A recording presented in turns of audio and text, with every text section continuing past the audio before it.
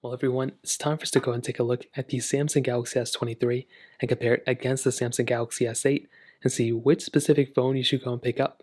Now, clearly, I think the S23 is the better one, but both these phones are very interesting. I like both these phones a lot, so let's go and see how they compare. If you want to pick up either one of these phones, the links will be down in the description. You can get them from there, and you can help support the channel at the same time. Now, starting off side by side, you can definitely tell they're very different than one another, but kind of the same thing too.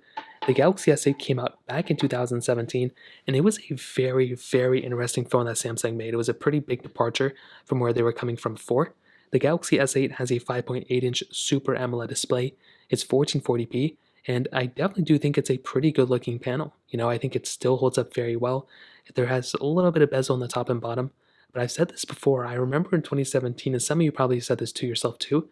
How can Samsung get any better than this specific display? It was almost perfect. Now, mine has a lot of burn-in on it, but you can see it with the curved panel, with the way it feels and looks. I mean, this is still such a beautiful looking phone. On the Galaxy S23, we have a little bit of a bigger 6.1-inch dynamic AMOLED display. So it is bigger than the Galaxy S8's, but you are also getting a hole punch display, so a lot less bezel, and you're getting 120 Hz here as well, which is really cool. Now, two things to keep in mind. One, you are removing that glass, that curved back, not the curved back, the curved glass on the sides. Not a big deal. Some people actually prefer it on the S23. And it's a low resolution on this panel, which is 1080p versus 1440p, but this is still the better display in my opinion. So that kind of covers it up there. Now, in terms of thickness and thickness and the rest of the body, what's funny is with both these phones, the Galaxy S8 is a much thinner phone than the Galaxy S23. It's actually pretty insane how much slimmer the Galaxy S8 feels, especially with its curved edges. It definitely gives the impression that it is a much slimmer phone than it really is, which is pretty insane. Now, you're also getting USB-C ports on both, micro SD card slot and headphone jack in the Galaxy S8. With the S23, it clearly doesn't have those things anymore. Now, on the back, we have the camera setups, which are honestly pretty good on both. Well, it was good on the S8. So you have a triple camera setup on the Galaxy S23 with a frosted glass back that looks beautiful. The Samsung Galaxy S8 has this single camera lens, the fingerprint sensor right next to it, which is a really weird choice. I still kind of forget about that. And the standard glass back. Both these phones feel very good. The Galaxy S8 at its time felt very, very premium. The S23 still looks and feels pretty good. Both these phones kind of have the same type of camera thing where the cameras are kind of flush, but the S23's camera lenses do stick out a lot more than the Galaxy S8's. Now we have wireless charging on both, IP certification on both, but the Galaxy S23's IP certification I think is better, and you also have reverse wireless charging on the Galaxy S23, which is actually pretty insane. So in terms of that, I would definitely say that the Galaxy S23 is the better phone for sure, but the Galaxy S8 for its age is still holding up pretty well. Now, the one area where the Galaxy S8 is probably holding up the worst is in software. So the hardware of this phone, I still feel like Samsung kind of knocks it out of the park, but with its software, it's kind of been outdated for a long period of time. So that's kind of the issue with this type of phone. So again, it's not the end of the world or anything, but with this phone, One UI 1, Android 9, I mean, it's been a long time since this phone got an update. It's still getting some security updates here and there, but it's kind of unsupported. So, I mean, it's been unsupported for many years now. We all kind of know this.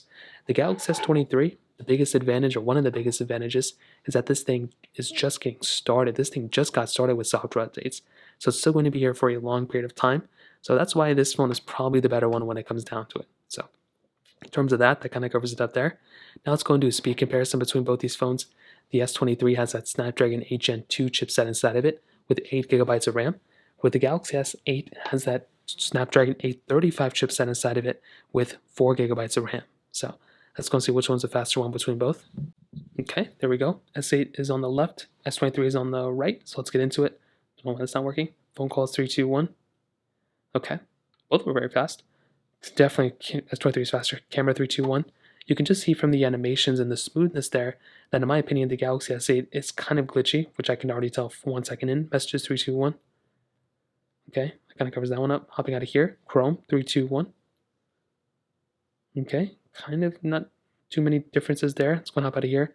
Let's do their Play Stores 3, 2, 1. And right there you can definitely tell again the S23 is quite a bit faster than the Galaxy S8. And that is 100% expected. That is exactly what I would expect. They both connect to the same Wi-Fi network as well. You can see how much longer the Galaxy S8 is taking to actually load up pretty much further than the Galaxy S23. It's pretty crazy. Hopping out of these two, let's go into some of these third-party apps. Let's do Twitter, 3, 2, 1. Okay, S23 is faster.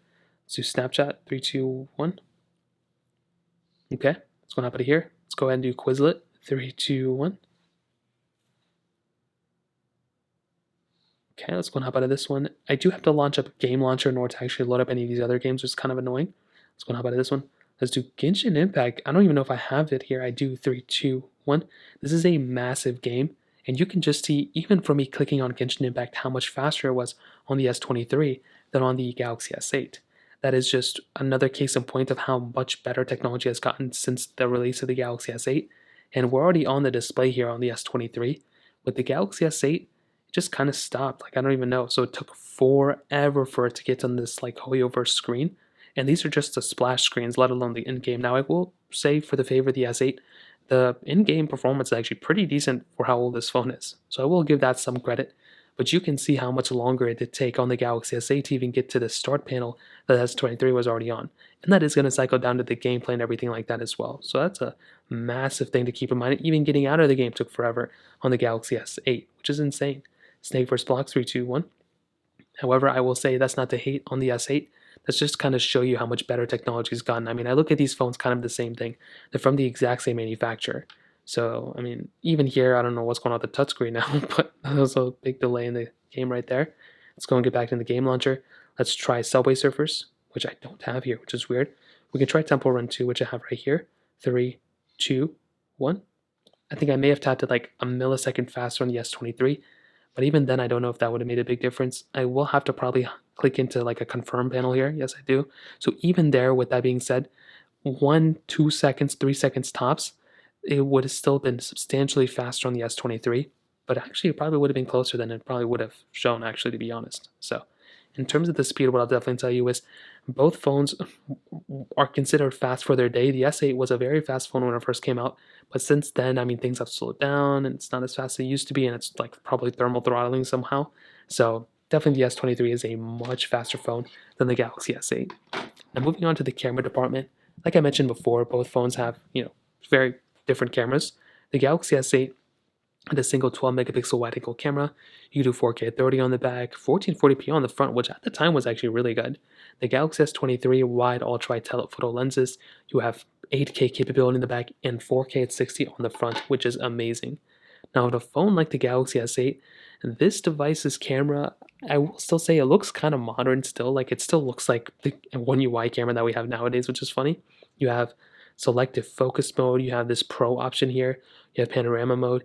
I still don't understand why they have this food mode still. Like, it's just kind of weird. It seems like they're so outdated when they have something like that. They have a lot of features built into this camera, and this was before they actually had this, like, the more mode, which actually showed even more options. But this is still a killer camera for its time, for how old this phone is. It's not a good camera nowadays, so keep that in mind.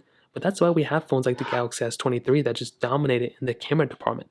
So I'll definitely tell you the S23 is 100% the better camera here. There's not really much competition.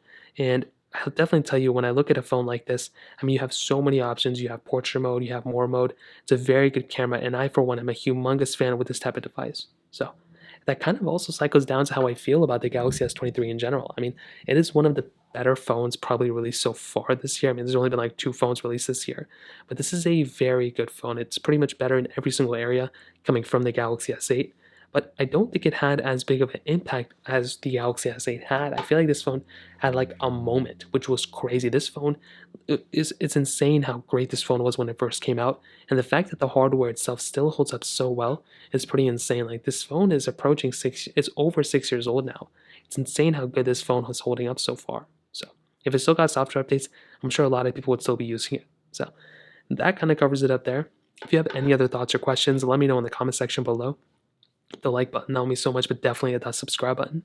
More importantly than everything else, I love every single one of you guys. Hopefully I'll catch you guys in the next video. Peace out till then.